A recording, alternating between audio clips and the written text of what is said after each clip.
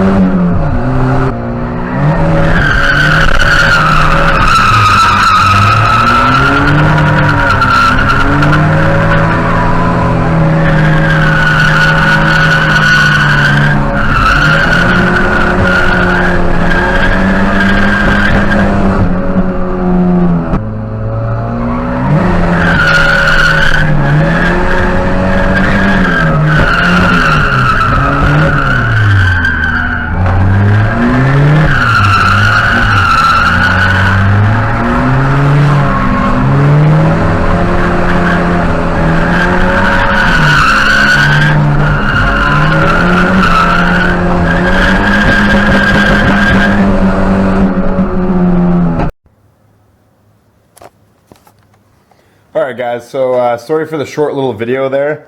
Yeah, we didn't want to stay in Mexico too long, but as you guys can see, we had a little bit of an incident. Yeah, Goldie's got a bit of a scar on her now. So I already went in there and cut out the inner fender a little bit, and then took a piece of wood and bashed it out a bit because it used to be a little bit worse. But now it looks kind of like a proper drift car. Goldie didn't really have any battle damage on it from other cars, and now it does. But honestly, I'm not too concerned. It's gonna happen eventually when you're when you're drifting cars and stuff. So not a huge deal. I'm not too concerned. No, but this car is a bit more of a handful than the black wagon, Gordon here. It's got more power. It's got angle. It's a little bit lighter. And actually, the tires I was running on the back here, they're full tread winters. And I didn't make sure I pumped them up properly before we went out. So after the sesh, I was looking at them, and I took my tire pressure gauge, and it turned out to be 30 psi. So actually, rear tire pressure plays a pretty big role. Any tire pressure does, like especially in the front too. But I felt like there's tons of play in the back end. Like it was super wobbly. It wasn't really responsive. So that 30 psi plus the big tread winter, it was giving the sidewall a lot of play. so it felt kind of unpredictable, and yeah, it was a little bit to get used to. So after that I went and pumped them up to 50 psi, a little bit less grip, but a little bit more flickiness and stability.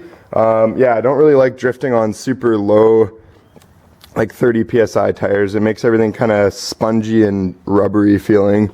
So yeah, that's basically the video for today, guys. Sorry it's short. What's to come? Yeah, so I'm really stoked to get out of Mexico and actually go up to Penticton, BC. And yeah, we're having the Matsuri. So the Drift Union Matsuri 2017 is coming up really soon. So I actually just moved the truck over to my buddy Jared Bradwell's. So thanks, Jared, for letting me store that at your house for about a week from here. Yeah, so I'm going to be doing all the further weight reduction and prepping it for the event. And I'll probably do a little bit of test drive, and there's a little cul-de-sac that I can test it out in around Jared's house.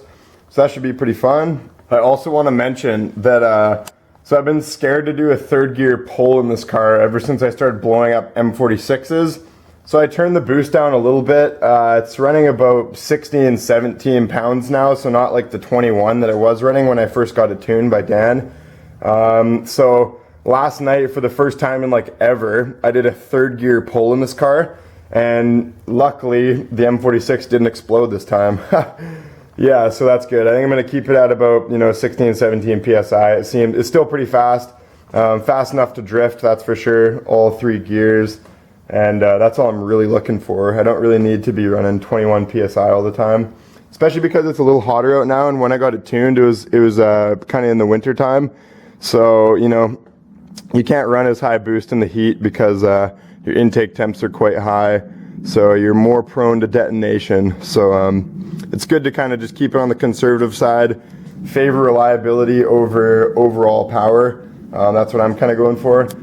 Actually, I want to go like a little farther with this car eventually, and I was looking for a 531 head.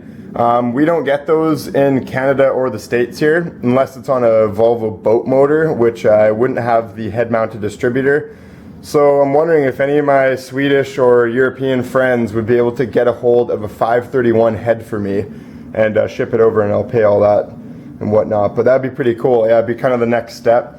It'd be kind of cool to keep it 8 valve and just, I'm not looking for too much more power, but I have an RSI stage 2 cam. So I'm thinking if I got a 531 head and I put that cam in it, I'd be able to make another, 30 horse, maybe something like that. That would be all I really need. M46s would be blowing, and I am still planning on swapping out the transmission for something stronger, like a BMW ZF or maybe a T5. So just as far as the M46 staying intact, though, it's doing all right now. So I'll just leave that in there for a bit until I have to take it out. Because as you guys can see, I have a lot of M46s spares. So I got this one, this one's also good right here, and then I got another good one in the corner over there. So I definitely have no shortage of M46 transmissions. So yeah, guys, I think that's the video there. So yeah, make sure to check out the Drifts and Lifts store, Volvo Drift Ale, boom, and there's also Volvo Drift Lager. And I know I keep saying this, but it's coming out really soon. Gordon, the BBW, is going to have its own shirt. So it's going to be a Volvo Drift Stout beer. Yeah, it'll be the exact same layout as these shirts, just with Gordon on them. So anyways, guys, hope you liked the video. Again, I apologize for how short it was. Try to make it longer next time. Like and subscribe for crusty old Volvos. Peace out, guys.